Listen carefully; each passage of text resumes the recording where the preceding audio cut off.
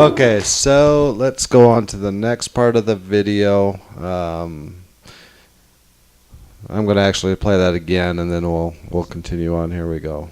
Here and have to face the wall, get put on timeout. Giddy? Oh, look at you. Oh my God, I'm so cold. Oh my. Okay. Flash. Somebody better flash. Flash. Oh. No, I'm not hurting. I'm alright. I'm okay, really.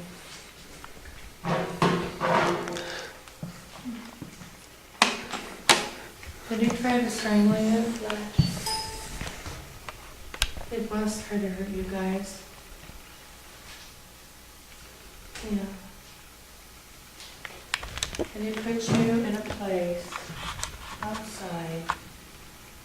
He did, and I knew that. Flash. I knew that.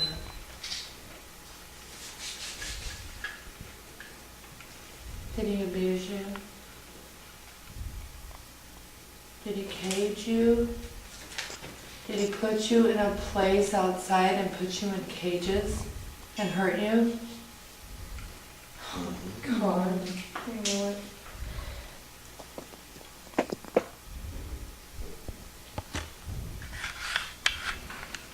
Okay, I'll pause it right there for a sec. Now, Okay. what we're looking at is for anybody who isn't able to watch the video either, themselves, is we see two K2 recorders sitting on a table. Looks like there's an audio recorder down there too as well. And while they're asking questions, both the K2 meters are just pouncing up into the red. They bounce Yeah, up. And, simultaneously too. right. And one of the first things I started to look for when I was watching this is a pattern to see if maybe it's flashing so many times and then stopping and then flashing so many times. Sometimes some devices will actually cause that to happen, but I was not seeing that with this one. Another thing I did notice too is that when she was not asking any questions, it seemed like it would stop. Yeah. Then she'd ask the next question, and then it would start going crazy again. So since you were there, was that your audio recorder by chance on the table? Yes, it is. Okay. Did you happen to catch any EVPs during that time? Some, but nothing that I really would put out there. I mean, nothing, no Class A's, just stuff I really couldn't decipher. So I chose not to. Okay. But the K2s definitely seem to be reacting to something. Now, is one of your guys' standard practice to do like a sweep before your investigation? Absolutely, and 90% of this building has no power. None at all. Yeah, I mean, there's just a few select rooms in this whole school that have power. Like the owners, of course, their room has power. The restroom, it has power. Right. But besides that, it's dead. So they just killed the breakers, and there's nothing running through there. Correct. Now, one of the downfalls that I am seeing in this particular video, and once again, I'm not saying anybody's right, anybody's wrong, yada yada yada, but I do see a lot of people in there, and the possibility that one of them may have pulled out one of their cell phones, they may have been goofing around with their cell phone, something like that. Is that something that you accounted for when you were standing in the room with them, or? Right, yeah. Before we went in, before we did any investigation that night, we stated, no cell phones. If you have them, leave them outside, turn them off. I mean, completely dead because, it contaminates evidence. So, I mean, we did account for that. Okay. And also, by chance, was there any walkies that you guys were using? No walkies at that time, no. Oh, okay. Because I have found myself that those walkies will set those K2s off at 50 feet. I've seen that as well.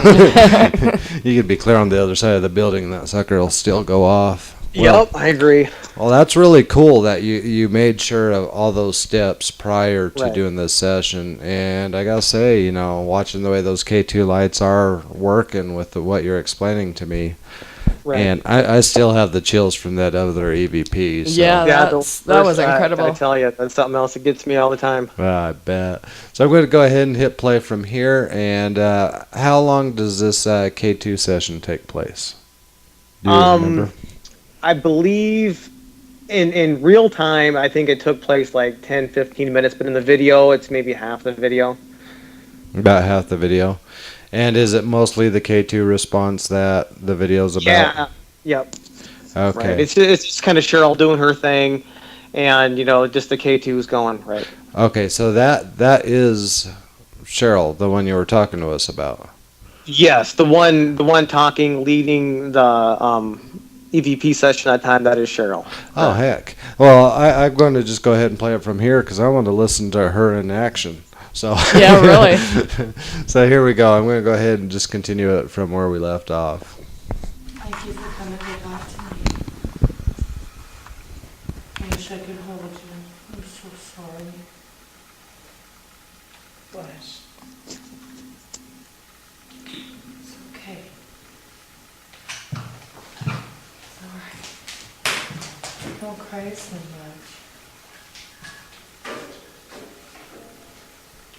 Everything's okay. We're here to protect you. If you want us to protect you and you want us to stay here and take good care of you, then just light that machine up all you want because we're here to help you. We're here to protect you. Wes does not have your control. They're right in here, guys. Right where? Right in here. They're right around us. Aren't you? Flash. There you are. Come on, just have a seat. Do you feel the love in this room? Yeah, you do.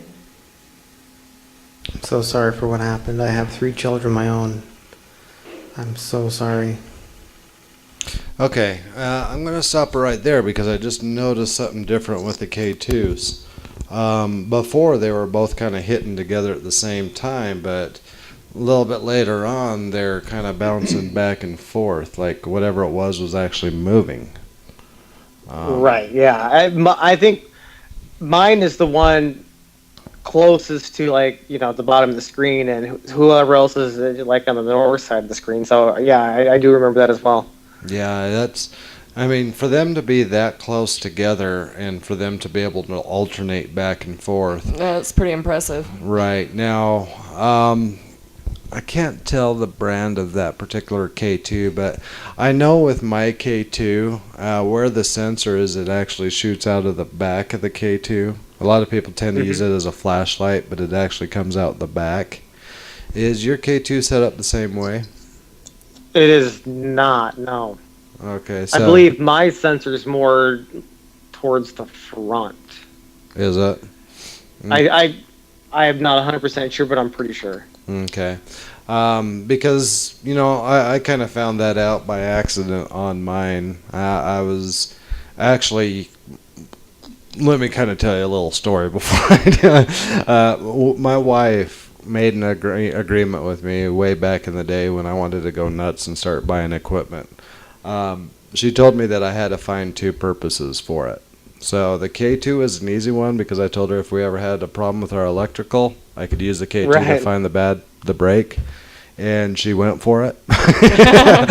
But what ended up happening is I was doing just that, and we had a light that wasn't working, and I was using the K2 to go from the light switch and try to trace it down the wall and everything else.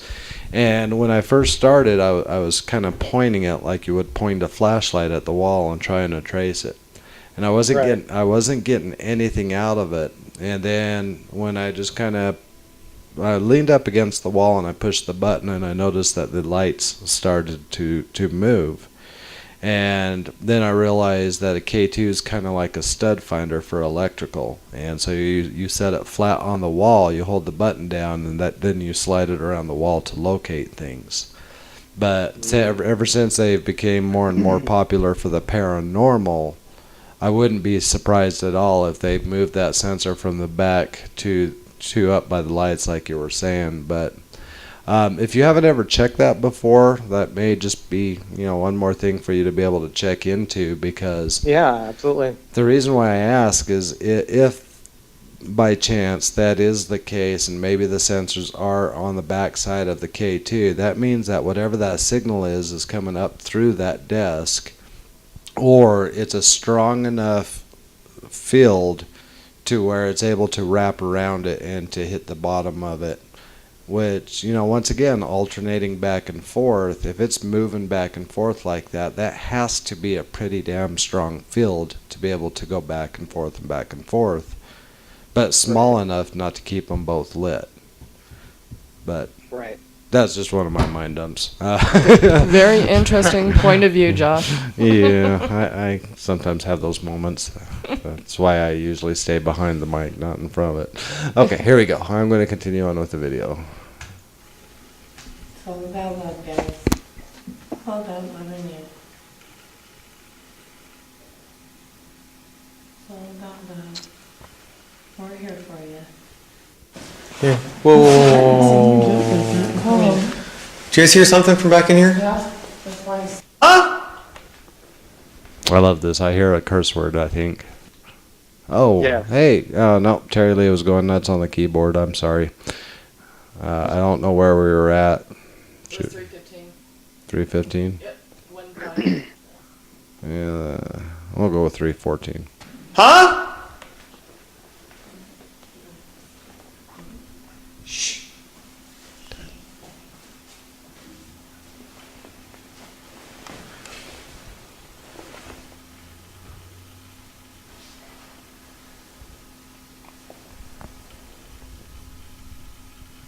What the fuck, man? Who the fuck was that?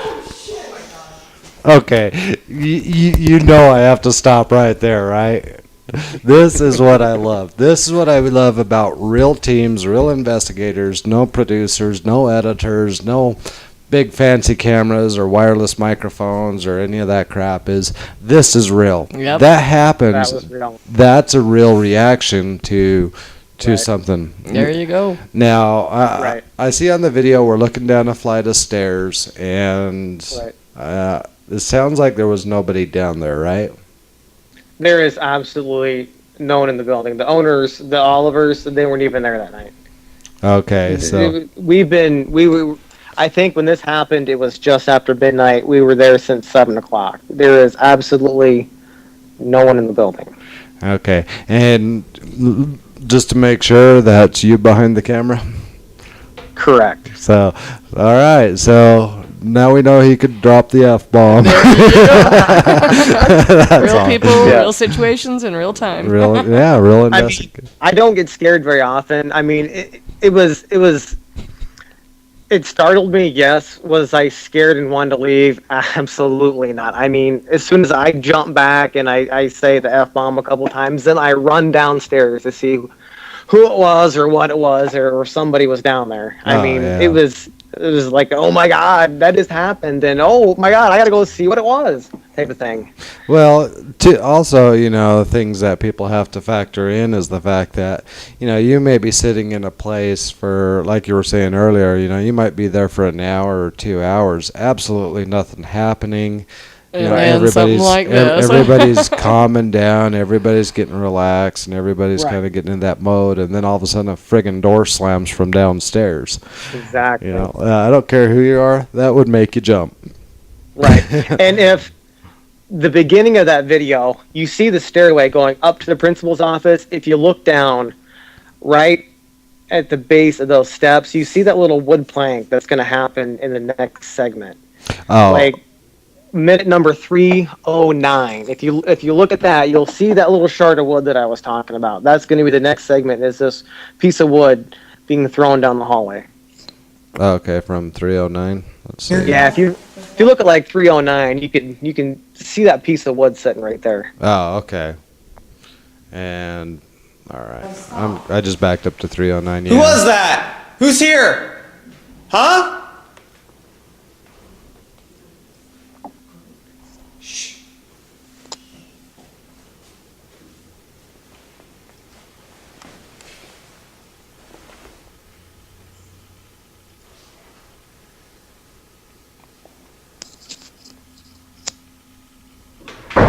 What the fuck, man? Who the fuck was that? Oh, you son of a bitch. Who the hell is that? I think he made the ghost run right there. Oh shit, he's pissed. Fuck, man. Right. Woo! Who is it?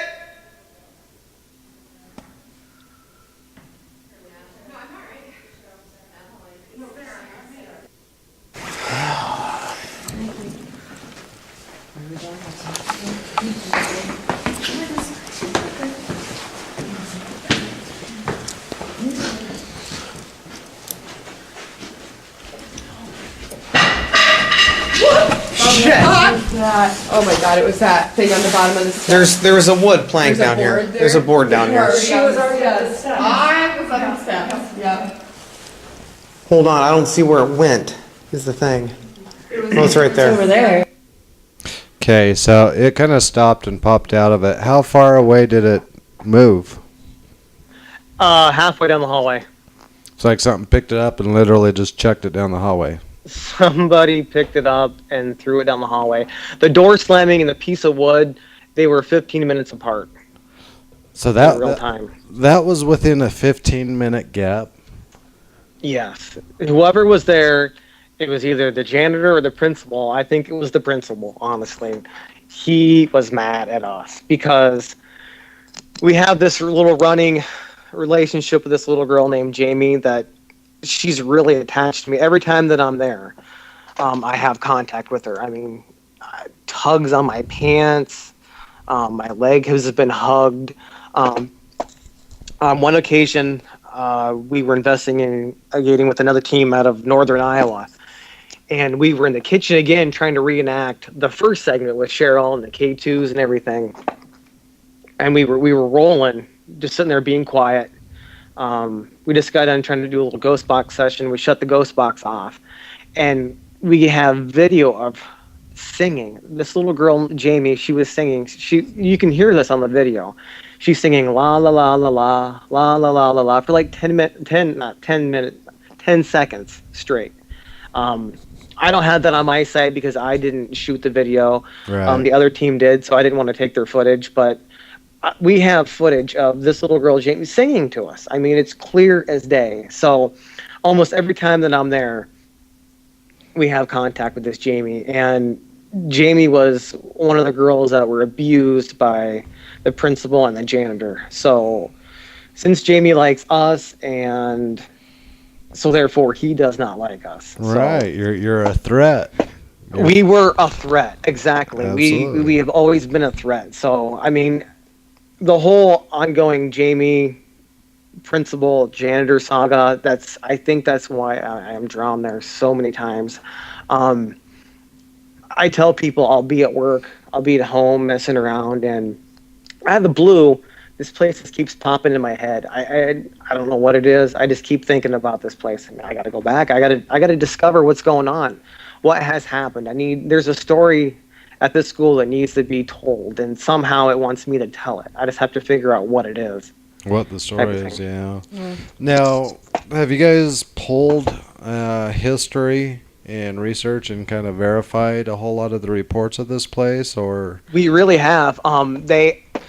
The Olivers, the owners, they've actually, been in touch with former students that, ones that have actually been abused, firsthand about the abuse, have seen it, have witnessed it, known people that has happened to. They have a whole bunch of documentation and, names we get out of Spirit Box or EVP sessions. They have documentation on them, records of them going to school there. So, a lot of this can be documented and verified. Yeah, that's really, really cool. And That's really validating, it really is.